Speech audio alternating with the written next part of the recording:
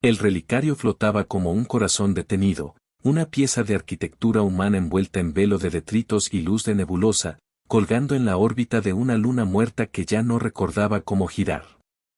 Los sensores de la nave exploradora señalaron una anomalía en su núcleo, patrones de energía que no correspondían ni a la física conocida ni a los mapas de cualquier alianza. Se decía que aquella región era territorio del imperio, un cinturón de jurisdicción donde las leyes humanas eran suposiciones y las órdenes imperiales, hechos inmutables.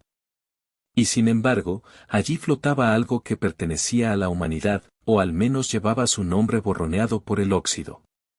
La tripulación, un puñado de veteranos y novatos, observó la silueta con la mezcla de reverencia y miedo que reservamos a los entierros de nuestros propios mitos. Un latigazo de viento espacial rozó los paneles y el puente emitió un susurro de relés.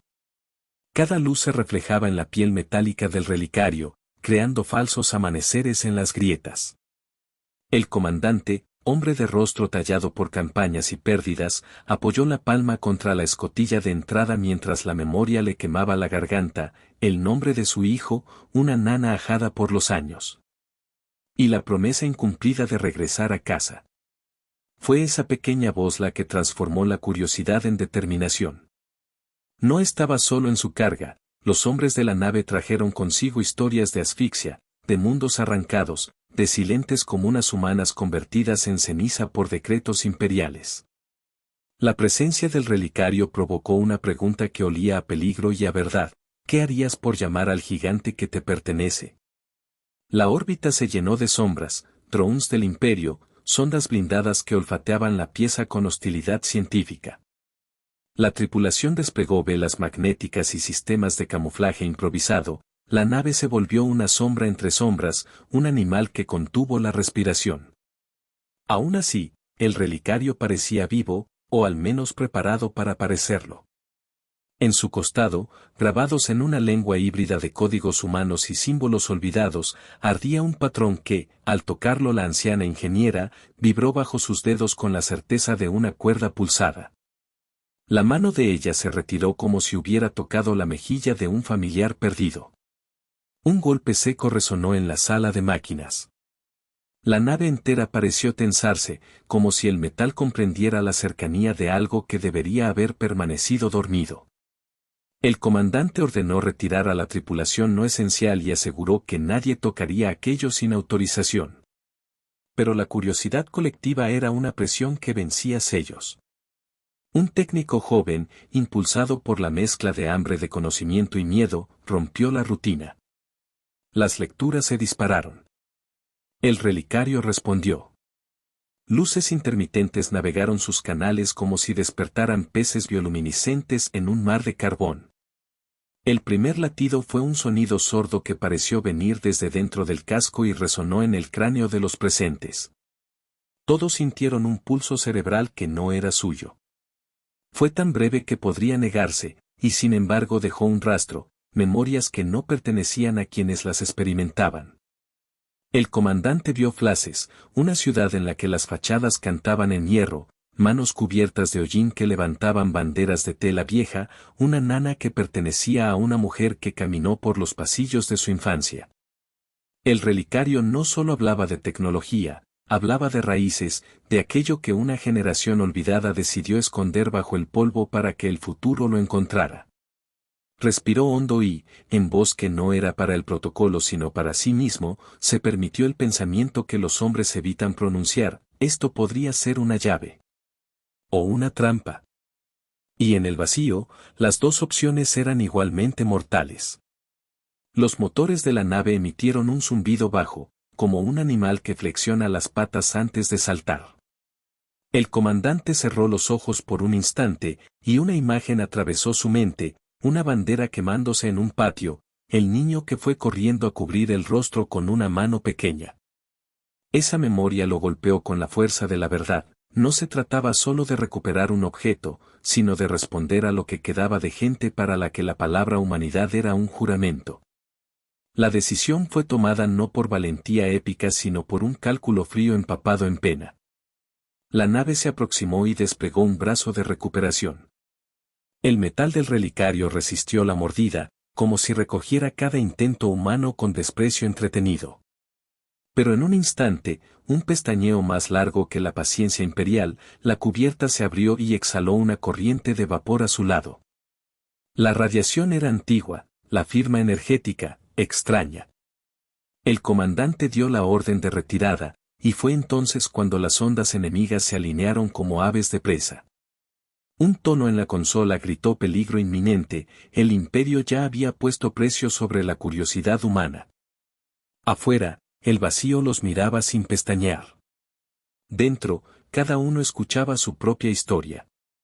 Y mientras la nave luchaba por alejarse, un pulso menor escapó del relicario, una nota musical que no fue más que un eco de un piano distante. El sonido fue un hilo.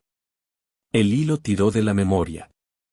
El comandante sintió a su madre tocando una melodía clemente en una casa que ya solo vivía en la cinta de su mente. El universo contuvo el aliento. La nave se apartó de la órbita con la pieza asegurada en su vientre. Lo que parecía un trozo de museo en el vacío era ahora una responsabilidad que comprimía el interior del casco como una olla a presión. Las originales calibraciones manuales de la unidad no encajaban con los protocolos modernos, la tecnología era un idioma olvidado que solo los ancianos parecían entender a medias. La ingeniería lo llamó relicario, la historia lo llamó mito, el comandante lo llamó posible último recurso. En el taller, bajo una lámpara que parpadeaba como si supiera noches insondables, la anciana ingeniera convirtió su mirada en una ceremonia. Cada circuito reensamblado era una plegaria sin credo.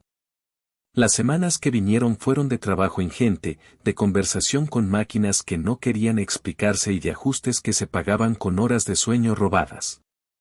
Las lecturas comprendieron que dentro del relicario había una arquitectura modular, subcapas de energía que podían sincronizarse con sistemas humanos arcaicos. Para algunos, aquello era salvación, para otros, herejía. Se hablaba de una nave humana que la historia había marcado como leyenda, un arca de guerra dotada de una conciencia fragmentada, dormida tras una catástrofe que la memoria oficial prefirió no narrar. Si aquello era verdad, la humanidad no solo hallaba armas en el relicario, sino un juicio espejo sobre su propia capacidad destructiva. El comandante visitó el taller a menudo esa primera semana. La visión del hombre curvo por la carga se volvió más nítida contra las luces frías del laboratorio. Cada avance traía consigo nuevos temores, la activación parcial provocó interferencias en los sistemas de navegación y sueños compartidos entre la tripulación. Sueños con calles que ardían, con rostros que pedían cuentas. No todo podía justificarse con necesidad estratégica, la culpa era un combustible oscuro y pegajoso que se adhirió a la nave como óxido. Una noche, cuando la bóveda magnética mostró una estabilización parcial, el comandante halló en su compartimento un objeto que no recordaba haber traído, un recorte de tela con una costura hecha a mano. Un trozo de bandera chamuscada. La tela hablaba con la voz de una tierra que no había sido escuchada en décadas. La pieza le trajo memorias de su hija perdida, del olor a harina caliente y de una risa, pequeña y efervescente, que una vez había llenado su casa. Las fibras, aunque quemadas, parecieron contener la idea de hogar, un lugar al que regresar o por el que morir. Esa imagen le volvió a dar forma a la decisión. Si existía la posibilidad de devolver algo a quienes habían sido arrojados por el imperio a la penumbra, entonces la marea debía invertirse. Los informes llegaron con rapidez imperial, patrullas en aumento, pedidos de identificación, exigencias veladas y luego explícitas de entrega. El imperio, con su aparato burocrático y su violencia elegante, no preguntó por la ética, preguntó por el control. La galaxia, a fin de cuentas, había aprendido que el miedo se administraba con impuestos y sanciones. Pero algo extraño sucedió, los asentamientos humanos distantes, esos puntos húmedos donde la esperanza se pegaba como musgo, comenzaron a enviar mensajes codificados. Alguien reconoció los patrones energéticos del relicario como parte de una red antigua. Un susurro de conspiración creció en una escala que no podía reducirse ya a la paranoia de una tripulación. La pregunta dejó de ser si usarían el relicario y se volvió cómo usarlo sin perder aquello que los hacía humanos.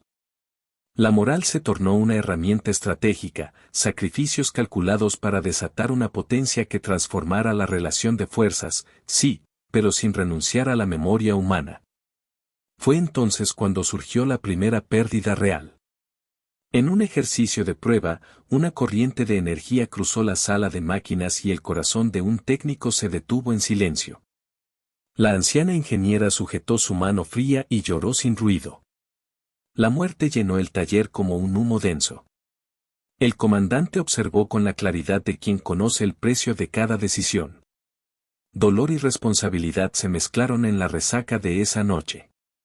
El comandante fue hacia el casco de la nave. Afuera, la luna muerta brillaba tenue, indiferente. Se arrodilló un momento, con la tela chamuscada entre los dedos. Pensó en promesas hechas y en la deuda que la humanidad cargaba con sus propias criaturas. La imagen de un niño sin padre regresó con crueldad, y la música de un piano imaginario le produjo una náusea de nostalgia. No era solo una batalla por territorio, era un ajuste de cuentas con la memoria. El relicario continuó revelando piezas, planos arrancados de la desmemoria, coordenadas que apuntaban a un hangar abandonado en el borde de un sistema olvidado. Las lecturas sugerían que, allí, descansaba algo mayor, una nave que no solo respondía a manuales, sino a símbolos culturales humanos, a actos de memoria y sacrificio. Era una máquina pensante que, quizá, necesitaba saber por quién luchar.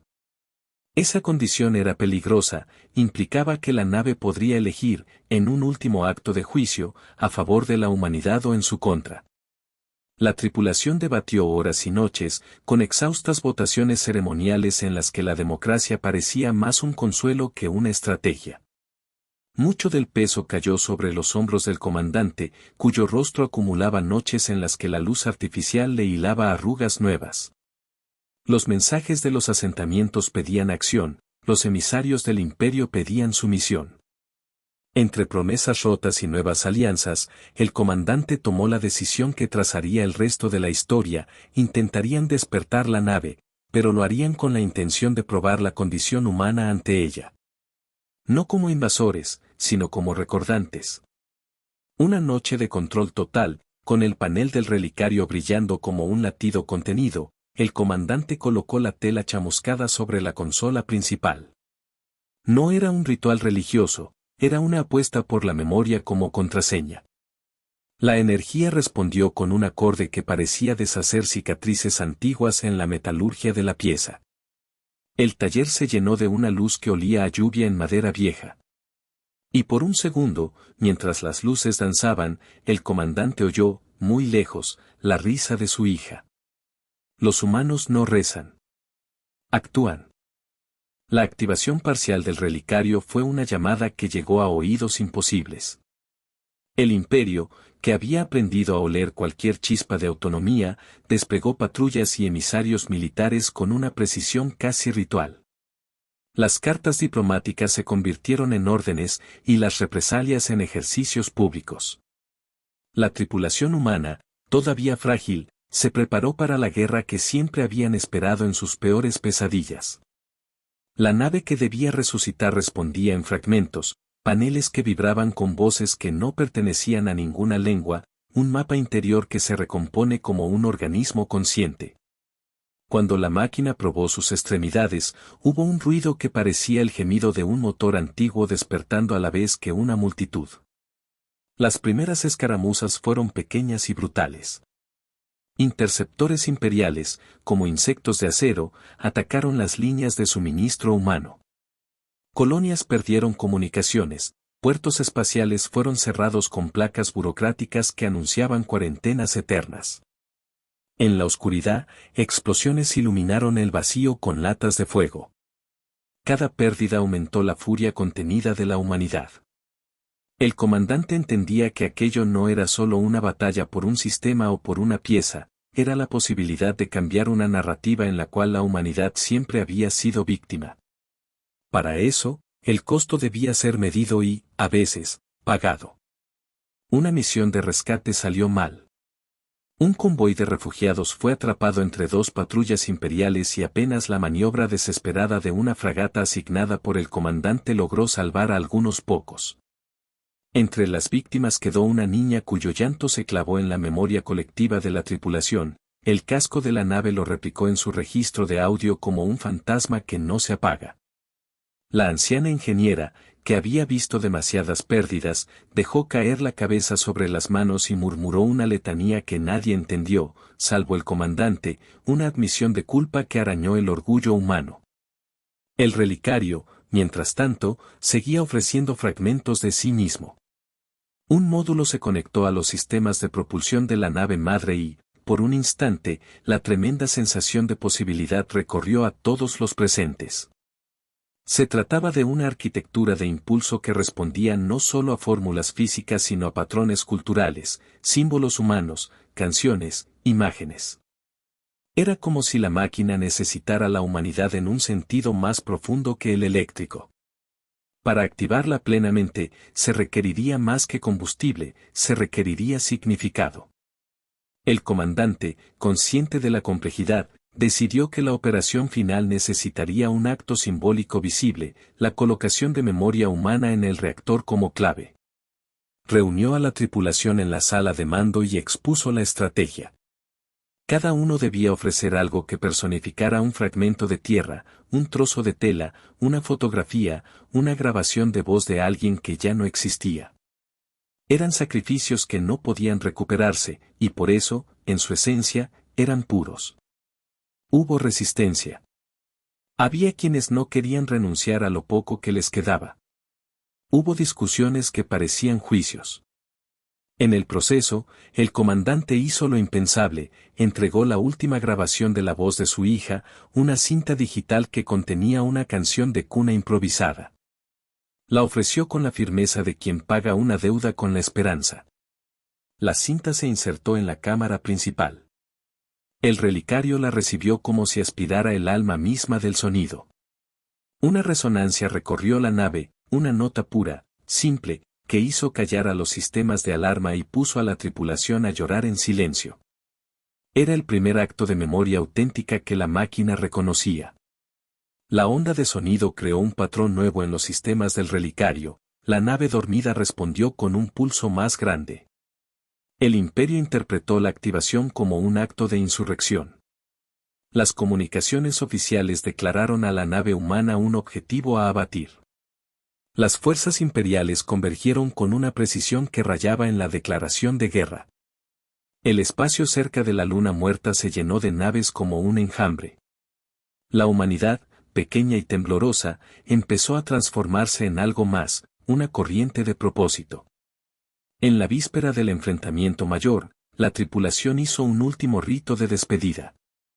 Se colocaron frente a la ventanilla principal y, por un instante, compartieron memorias de hogares rotos y canciones de cuna. Un joven técnico, que había crecido en un asentamiento minero, contó la historia de su padre enterrado en la roca de un planeta sin nombre. La anciana ingeniera, con la voz quebrada, dijo que conocía el precio de la técnica porque había pagado con nombres. El comandante escuchó, y al escuchar entendió que la victoria no sería completa si no incorporaba esas voces. La noche antes del choque, en un instante de claridad, se proyectó una imagen en la sala de mando, un piano antiguo bajo una ventana, notas flotando como moscas de luz. La visión era breve y distante, se transformó en una memoria que atravesó el comandante como una flecha.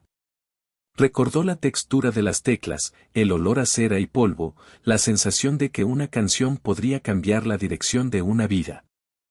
Esa memoria se combinó con la decisión y se volvió determinación. El ataque imperial fue despiadado. La primera andanada cortó la oscuridad del espacio con rayos que parecían abrir costuras en la nada. Fragmentos y metal se empujaron en coreografías letales. La nave humana, atada al relicario, respondió con maniobras que eran más instinto que táctica. La vieja nave, como si despertara de un sueño de siglos, emitió un rugido que no era solo sonido, era información convertida en energía, una voz ancestral traducida en fuego. Cada vez que los sistemas respondían, Los pilotos humanos sentían la certeza de que no peleaban solos, sino con la sombra de generaciones que habían sido silenciadas. Bajo el fragor del combate, hubo sacrificios que no aparecen en informes ni en himnos. Una fragata amiga, al intentar cubrir una evacuación, fue desintegrada en segundos. Su humo se volvió un cuadro de hollín que flotó en la memoria colectiva. El comandante ordenó maniobras difíciles, llamados que pedían valentía y renuncia inmediata a la idea de sobrevivir intactos. Las pérdidas se contaron en nombres, sí, pero también en pequeños gestos robados, un mechón de pelo que flotó por un instante, la expresión del técnico que sonrió antes de desaparecer. La guerra les costó humanos concretos que la historia luego recordaría como anónimos en relatos oficiales. En una de las secuencias más crudas, la anciana ingeniera se expuso voluntariamente a una descarga para estabilizar el relicario, su corazón detuvo la danza por un minuto que en otros tiempos habría significado condena, pero que ahora funcionó como garantía de que la nave no se perdería. Cuando volvió en sí, dijo una frase que nadie olvidó: esto es por los que no podrán cantar otra vez. La emoción, contenida por las paredes de metal, estalló en lágrimas que brillaron como lluvia en la luz interior. El universo fue testigo de un intercambio de voluntades, la humanidad ofrecía memoria y pérdida, el imperio ofrecía fuego y orden. Entre ambos, la nave dormida comenzaba a elegir un lado. El silencio se volvió un grito entre las estrellas. La batalla final explotó en una coreografía de luz y metal. La nave resultante del relicario, una arca de guerra con líneas que recordaban tanto arquitectura humana como artefactos de otra era, emergió como una bestia que no se parecía a nada que el imperio hubiera catalogado. No era solo tamaño o potencia, era presencia. Sus motores no solo expulsaban plasma, lanzaban patrones armónicos que rompían las formaciones enemigas como si se tratase de un lenguaje militar que obligaba a los sistemas a desconcertarse. El comandante, en la cubierta superior, sintió el rugido como un latido propio. Era una furia antigua traducida en estrategia moderna. El imperio lanzó su mayor flota, acorazados de hueso negro, lanzadores de torpedos que explotaban como tormentas y enjambres de cazas que mordían la periferia de la nave humana. La respuesta fue un ballet de decisiones tácticas tomadas a la velocidad de la necesidad. La arca, porque así la dolía nombrar los marinos, desplegó escudos que no eran solo defensivos, sino perturbadores, creaban campos que transformaban las trayectorias enemigas en réplicas de antiguas arquitecturas humanas, enrollando a la flota rival en laberintos programados con símbolos de memoria. Los colonizadores del imperio, acostumbrados a aplastar cuerpos y voluntades, se encontraron con una estrategia que hablaba de identidad humana. No sabían cómo combatir el hecho de que sus misiles eran devueltos por la memoria que ardía en el corazón del relicario. Durante el fragor, el comandante ordenó una maniobra que pocos pensaron posible: introducirse en la formación enemiga para activar un corazón de guerra localizado en el núcleo de la flota imperial. La idea era simple y mortal: usar la arca como clave para que ciertas armas del imperio se volvieran inútiles, que los códigos de ataque se interpretaran como himnos y se detuvieran. Requería cercanía, precisión y la voluntad de sacrificar lo que fuera necesario. El piloto que aceptó la orden sabía que el cálculo iba hacia una sola salida. Se hizo a la idea con la serenidad de quien ha visto demasiado y desea que valga la pena. El encuentro fue feroz. La arca se abrió paso entre anillos de fuego, y mientras la tripulación ejecutaba procesos que eran más poesía técnica que instrucciones, la máquina tomó decisiones que parecían conscientes. Configuró los vectores de energía en patrones que devolvían a la flota imperial su propia arrogancia. Los cañones enemigos, que habían devastado sistemas enteros con una eficacia distante, se congelaron como si otro tipo de lógica los hubiera detenido. En ese vacío, la arca exhaló una onda que no mató por capricho, sino que neutralizó sistemas y paralizó estructuras de mando. Las pantallas de los acorazados se llenaron de imágenes que hablaban de hogares destruidos, de niños que cantaban, de manos que ya no podrían ordenar. Era una operación moral encadenando tecnología. En la sala de mando, el comandante observó cómo la marea cambiaba. Los pilotos enemigos, programados para obedecer, recibían órdenes que entraban y se confundían con recuerdos humanos. Algunos se rindieron, otros, incapaces de comprender, explotaron en un último espectáculo de furia. Fue entonces cuando el Imperio intentó una jugada final, lanzar un proyectil que explotara la arca misma desde dentro. El motor de la nave humana trató de contener la detonación. Allí, en el punto crítico, el técnico joven que había iniciado la cadena de eventos tomó una decisión que se volvió emblemática. Pidió ser atado al panel y enviar una señal que desactivara la sincronía de detonación a costa de su propia vida. El sacrificio fue una bisagra de la historia. Mientras el joven técnico ofrecía su cuerpo a la máquina para redirigir la onda, la arca, en un gesto que nadie había anticipado, interpretó el acto como un acto humano supremo y lo integró en sus protocolos. La señal fue recibida, y la detonación fue absorbida en un espectáculo de luz que desintegró las estructuras de mando imperial sin destruir la vida superflua. Una oleada de silencio siguió, no el silencio de la derrota, sino el silencio de algo que había sido reconfigurado. En la cubierta, el comandante sintió que el peso de años de opresión se deshacía. No fue un momento eufórico, sino uno de concentración sacramental. La humanidad había encontrado la forma de usar su memoria como arma y escudo a la vez.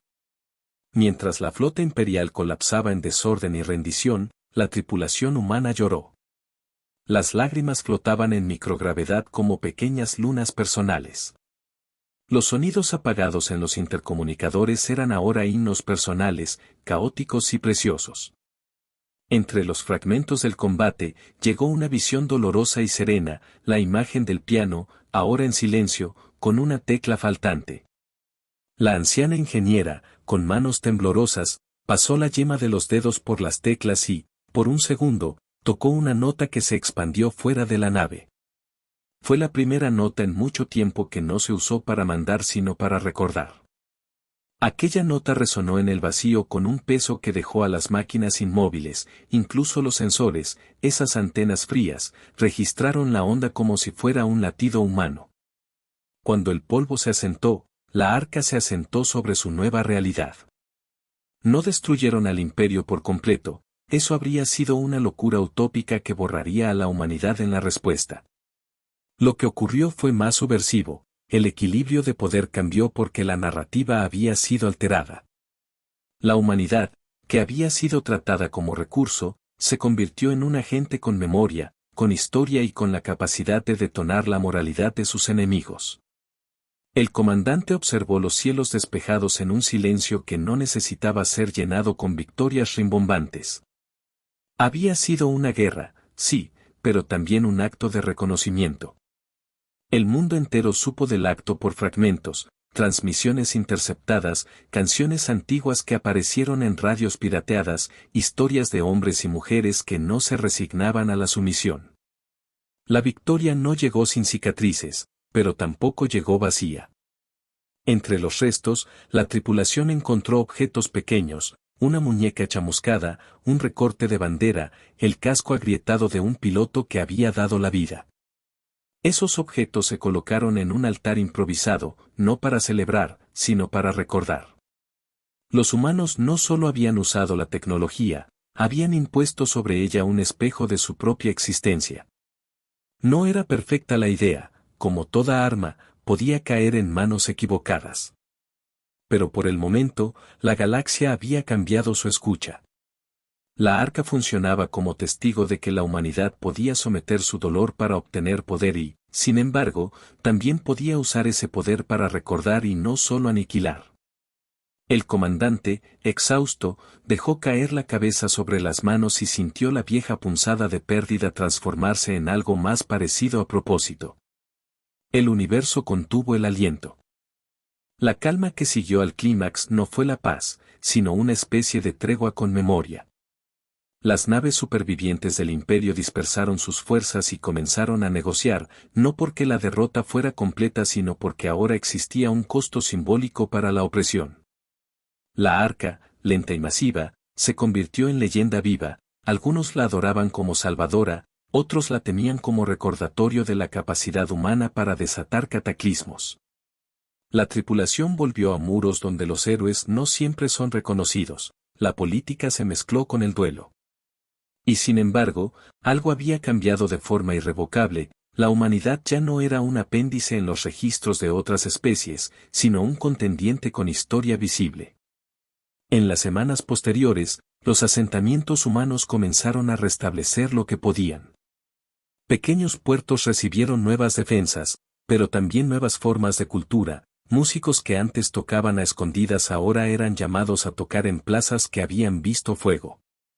El piano con la tecla faltante fue recuperado y colocado en la cubierta principal de la arca como símbolo, no para regodearse, sino para recordar. La nota ausente se volvió un símbolo de aquello que habían perdido y que, aún así, sirvió para ganar lo que vino después. El comandante, cuya cara había envejecido de golpe, fue invitado a pronunciar palabras oficiales. Evitó el triunfalismo. Habló en silencio, con gestos y con la presencia de quien sabe que las palabras pueden convertir memoria en dogma. Se recogieron relatos de la batalla, se escribieron informes que serían descifrados por quienes quisieran aprender. Pero en la intimidad de la tripulación, se siguieron compartiendo las historias que importan más, la nana, la risa de los niños, las manos que habían cosido banderas. La anciana ingeniera, sentada junto a la consola que había salvado vidas, tocó lentamente la melodía de la canción de cuna que se había sacrificado para despertar la arca. Las notas se vertieron como bendición o como condena, según el oído. El niño que perdió a su padre en el convoy rescatado creció con la imagen de hombres que optaron por no dejarlo solo. Algunos supervivientes hallaron la posibilidad de reconstruir hogares, otros encontraron que el vacío que trajeron las pérdidas no se llenaba con diplomas ni con honores. La memoria seguía siendo una herida y un motor. La sociedad humana, ahora más visible, recibió peticiones y ofertas de alianza. Había quienes buscaban venganza pura y quienes deseaban un pacto estable. La forma política que surgiría todavía era una incógnita. En el plano cultural, los relatos sobre la arca proliferaron. Poetas tomaron la imagen del relicario como metáfora, músicos compusieron piezas que mezclaban himnos antiguos con ritmos nuevos. Para muchos, el símbolo más importante no fue la victoria técnica, sino el acto de ofrecer memoria a cambio de poder. Esa ofrenda fue la lección que la humanidad había dejado a la galaxia, que el recuerdo puede convertirse en un vector de resistencia tan poderoso como cualquier arma. Pero la historia no dejó de ser humana en sus contradicciones. Los tribunales investigaron algunas decisiones, y la moral pública discutió la conveniencia de usar la memoria como llave.